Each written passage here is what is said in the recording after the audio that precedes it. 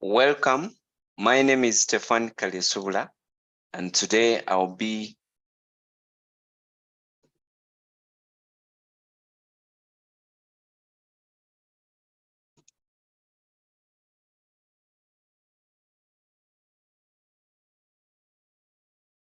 Welcome. My name is Stefan Kalisula.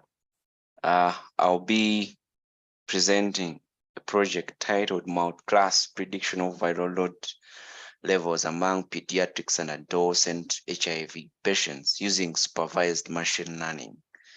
I'm currently pursuing a master's degree in computer science at Accra University. So, we'll look at the introduction, background, solution, and also the actual implementation in the Jupyter Notebook. So, why viral load? Viral load is the most preferred monitoring approach to diagnose and confirm treatment failure for the HIV positive patients. According to the Uganda 2020 population-based HIV impact assessment, it shows that for the patients between 15 and 19, there was a high level of HIV prevalence, and this applied to both male and females.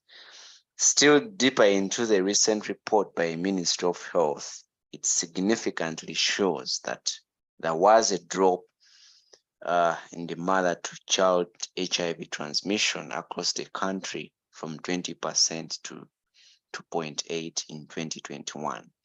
However, sustaining a very low viral load result, or what we call viral load suppression of HIV-infected children and adolescents in complex communities is a bit more challenging. And that's why the Ministry of Health has devised mechanisms that are set in different health centers or clinics across the country to look at the appropriate services that they can avail to these positive patients so that the outcomes they have are really that optimal. So these are the services that are applied, that are given to HIV positive patients. They track the HIV status of various biological siblings, and this applies to the children and adolescents as well. So they track the index test, they track the testing of index clients of the sexual partners. For the adolescents, we all know that they're sexually active. So that has to be tracked so that they get to know if their partners are also HIV positive. So tracking the HIV status of the sexual partners, this is critical. And of course, if a client is positive, it has to be enrolled on ART, and this has to be tracked.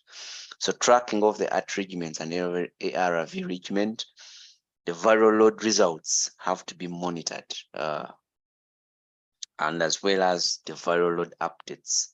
So the viral load sample collection date, this is important because health workers need to know when are the samples collected for a particular patient so that they're able to follow up. DTG regimen tracking. This is basically for stable clients. Stable clients, we mean clients whose viral load is way below the 1,000 copies. So patients who are stable have been switched to DTG arrangement.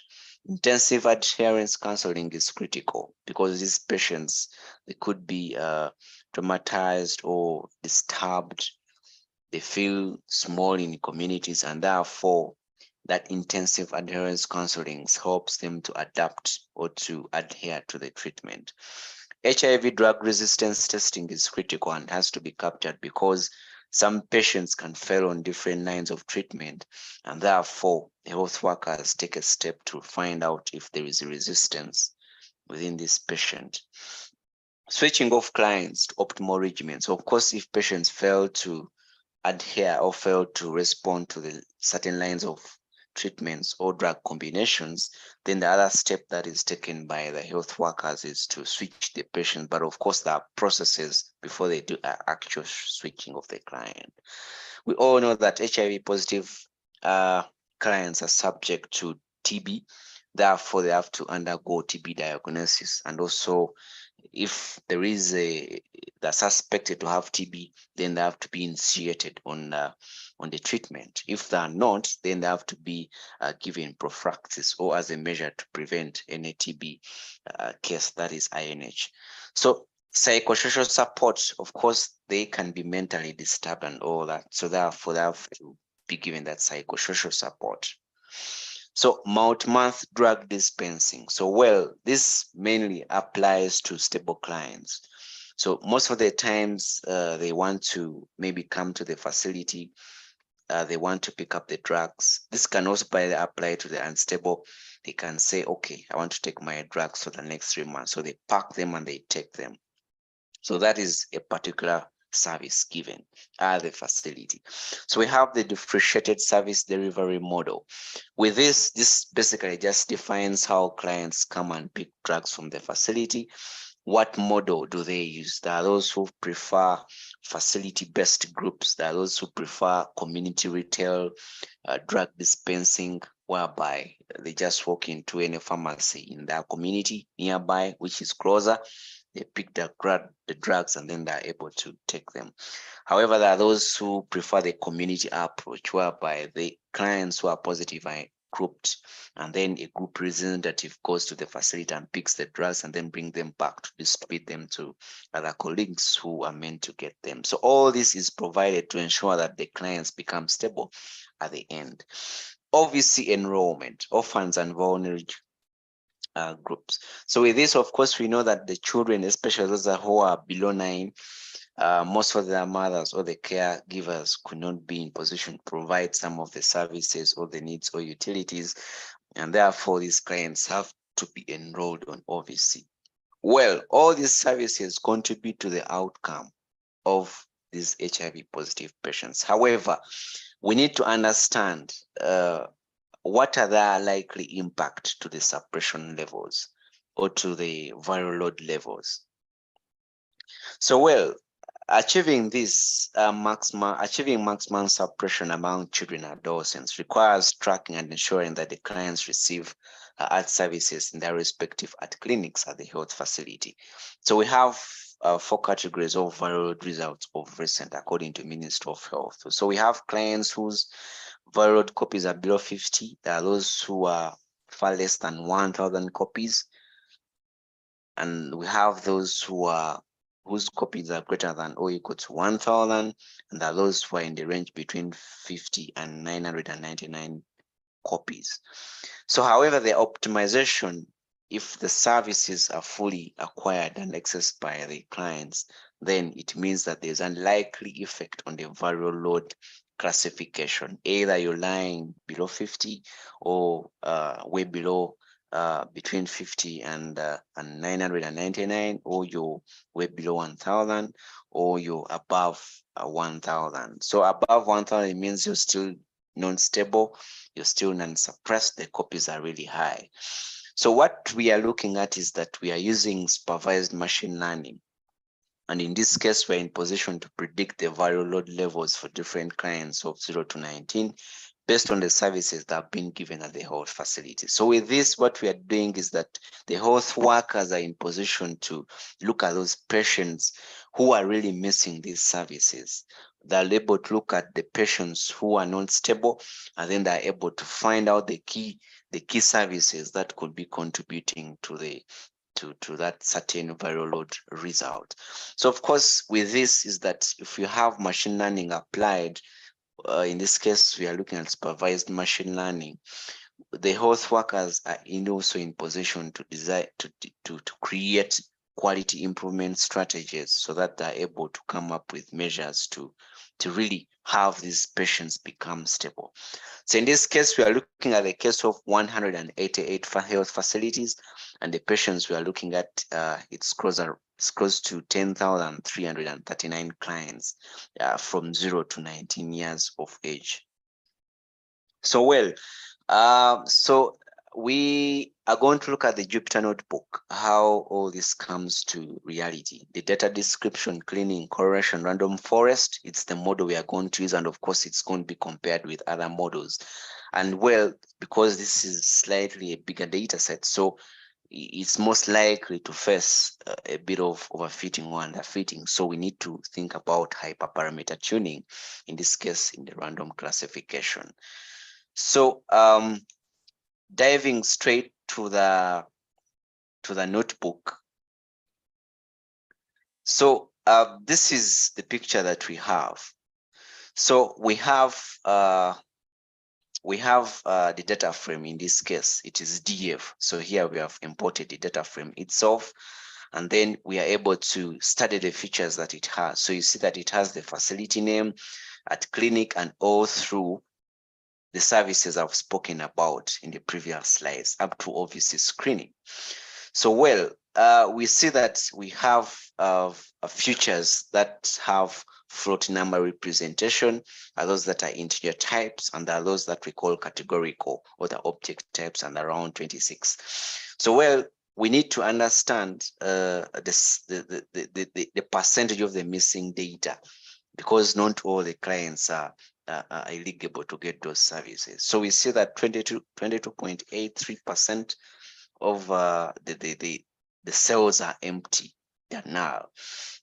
So therefore, we want to drop off some columns that do not probably significantly contribute to what we are trying to do.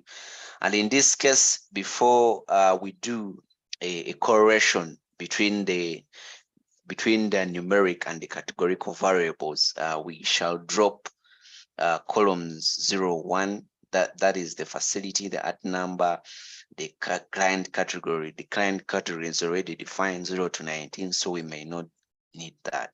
So what we see after applying the Python library, we see that there is a correlation.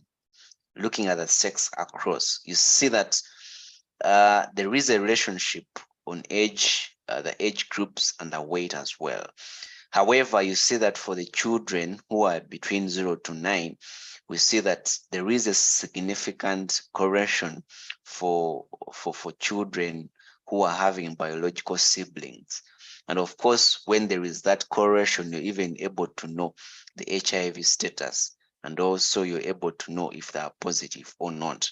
So you see that the correlation is lying from 0 to 1, and you see that these ones are strongly correlated. Well, as you slope down slightly, you see that there is a bit of correlation as well among the sexual partners. You see that sex, and if you look at the sex, it's also correlating with the number of sexual partners, and this also applies to clients who are in the adolescent stage, and all through up to the index testing of sexual partners as well. So well, we went ahead to drop off some columns as well, because we don't need the at or the HIV clinic number. And in this case, the client category still, we have also dropped it. We are not interested in a date of birth because we already know the age. As well, we can also remove the sample collection date for the non-updated VL result.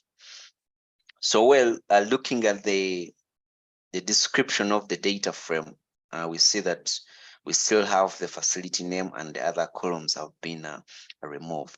But still, you see that these features have rows which are missing data. So what we are going to do, we are going to drop all the rows which have values greater than 10, and we shall remain with only those which have data at least somehow less than 10 in terms of null values.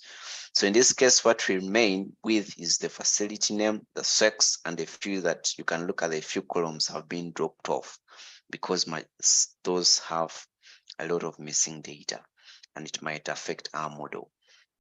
So well, so we have gone ahead to look at the description as well for after dropping those columns of features which are above 10% with null values. So this is what we currently have, and we have gone ahead to drop also the health facility, the facility name, because it doesn't significantly contribute to what we want to classify. In this case, it is the viral load levels, which are in 4 categories. So, well, looking at the top heads 5, just to get a representation, you see that what we're remaining with is basically the sex, age groups, and as well as the other features up to the OVC screening. So, well, looking at this deeper, we wanted to get the categorical features. What are those categorical features in our data set? And as you see, we have sex, age groups, the at start date, and all through up to OVC screening. So away from that, we want to just get a representation. How is this data mimicking the picture? So what we see is that we have a bit of some more female clients compared to the male clients, looking at this counter plot. And of course, you see that the females are slightly higher than the males as well. So looking deeper into the age groups as well, we see that we have more clients who are between 10 to 19. And of course, if you remember from the problem description, the 10 to 19 are the same clients who are having a low level of HIV prevalence. So therefore, the 0 to 19, you see that there's an imbalance between the two clients, between the two age groups. So, well, looking deeper into the viral load result representation against the number of clients, we see that we have more clients whose viral load result is below 50 copies, and you see that there is a slight relationship excluding those who are above 1,000, but there's a relationship between those between 50 and 999, as well as those below 1,000 copies. So you see that there is an imbalance as well. So what this means that we might be in position to predict this particular class of clients who have a VL less than 50 compared to these other ones, because we have more data points in here. So, well, looking at this by sex, because usually suppression also is somehow affected by the sex category. So you see that we see that the females are more suppressing compared to the males for cases whereby suppression is at below 50 copies.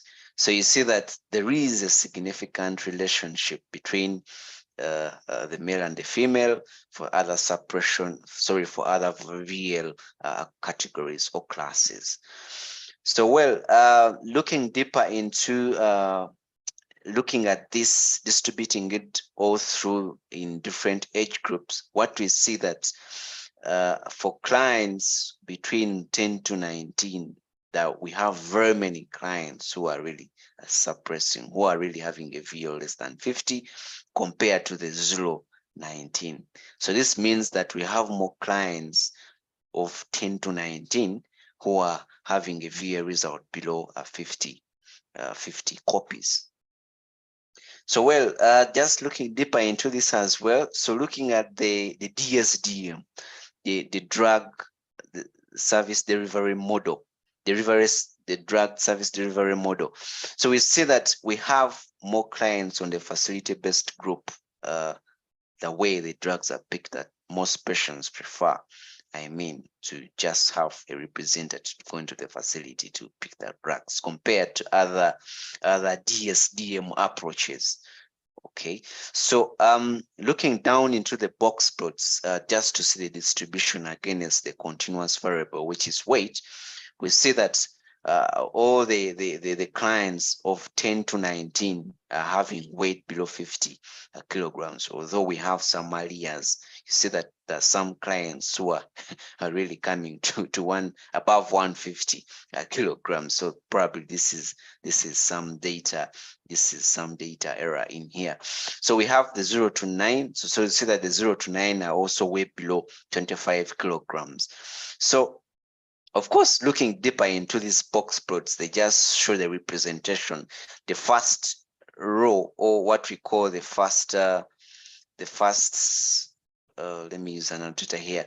If you look at this the first bar here, it just shows you the first quartile, and this is the third quartile, and then the middle one is the 50% quartile as well. So you see that you have more clients on who are between 10 to 19 and are having a weight for the male. We have more males whose weight is really above 25% of the total weight. So looking deeper into this, the distribution of weight against the VL result, this is something to look at critically.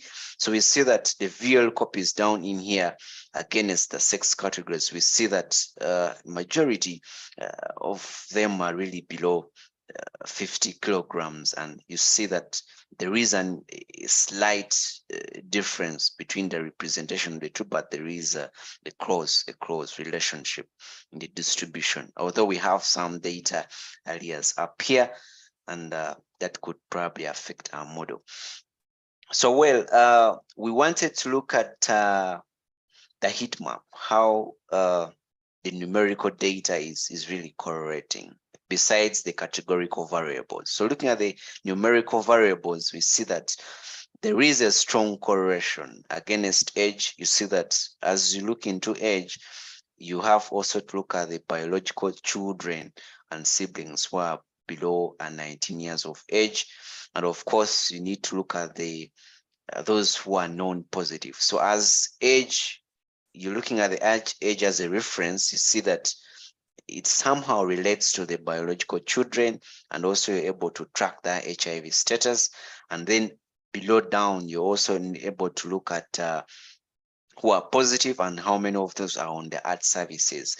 So you see that as the age increases to the adolescent stage, you see that, well, they become sexually active, and therefore you need to track if they're sexually active, and you need to look at the sexual partners and also look at the HIV status, also if they're positive, and also if they're on art services. And also you see that there's a relationship across age on the month dispensing, meaning that there are some clients of a particular age who would want to go for the month, and are also really are not on month. So we're looking at those who are strong, the features that are strongly correlating. We see that weight and age is against age.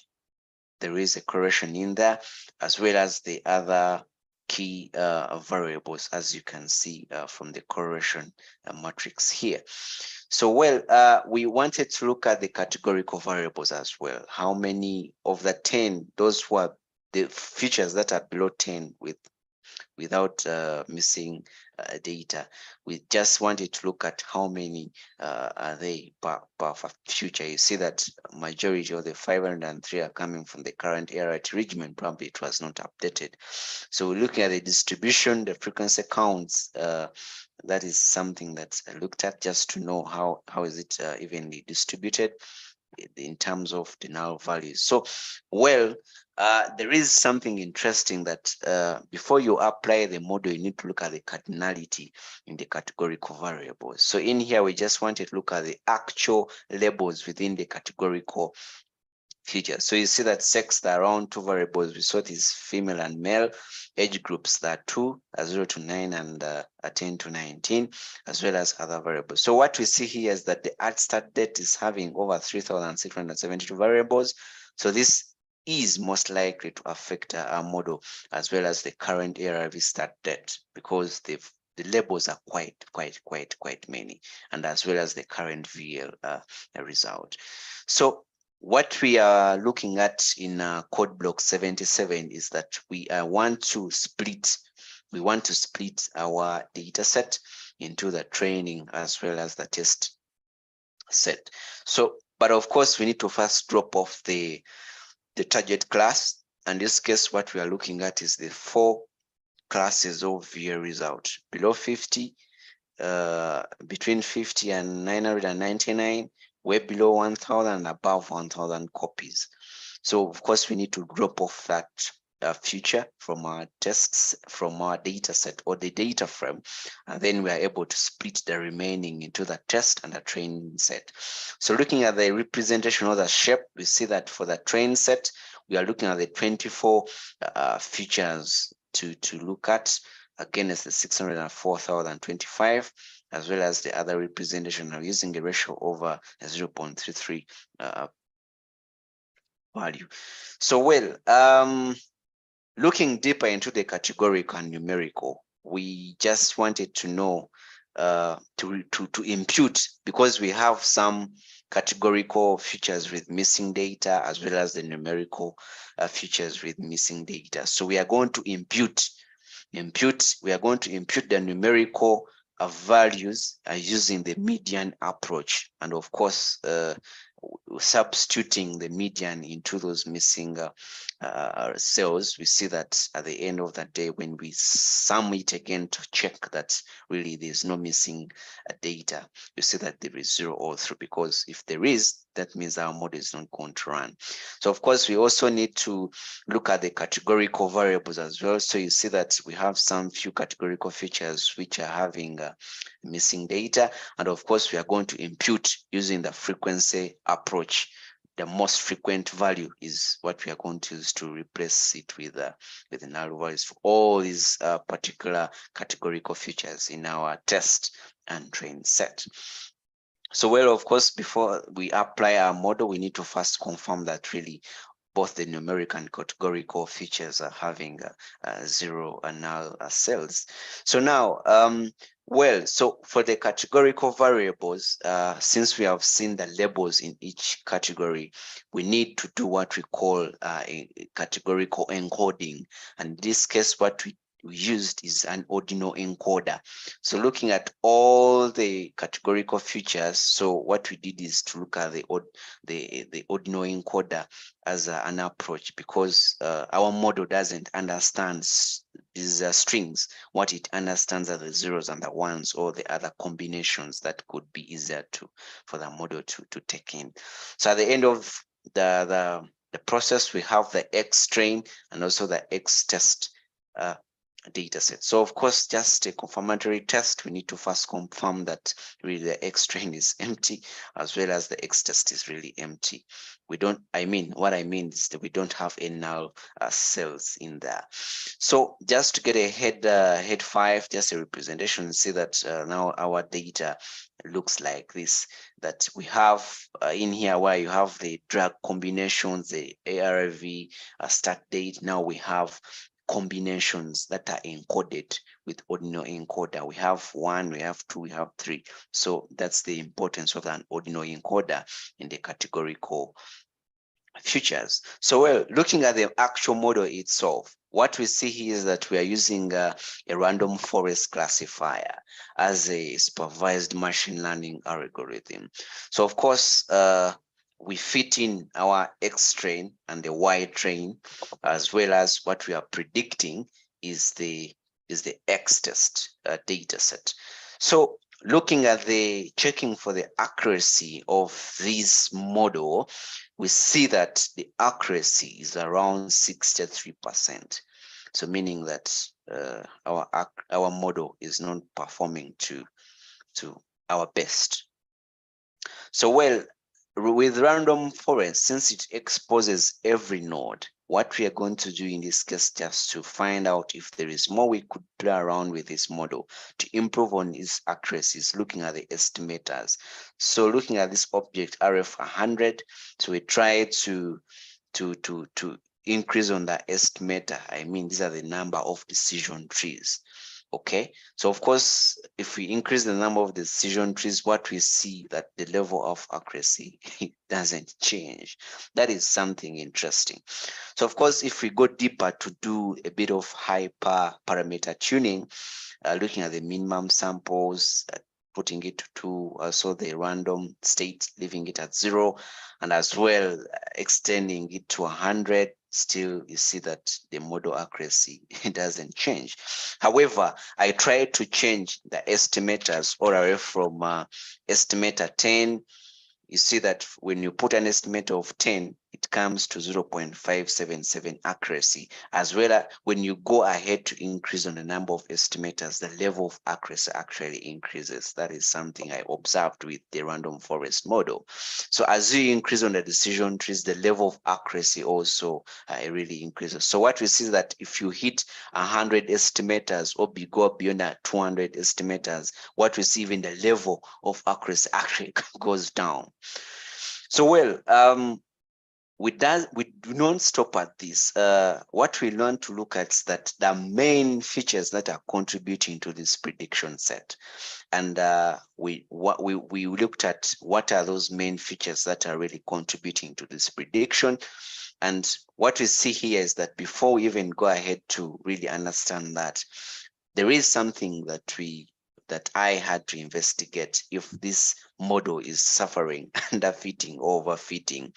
And what we see here is that when we call on to this object against the X train and the Y train, you see that the model learns very well the training set, but on the prediction set, it's really not performing to our post best. So this is what we call really overfitting.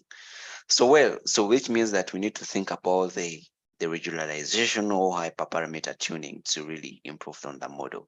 So looking at the key features that are really contributing to the prediction set, we see that if health workers focus on these services, the prediction, if they focus on these particular health services, these services greatly affect the VL results of these clients between 0 to 9 and 10 to 19. And one of them is the at start date. So meaning that if a patient has been identified as positive, identify, test, and treat.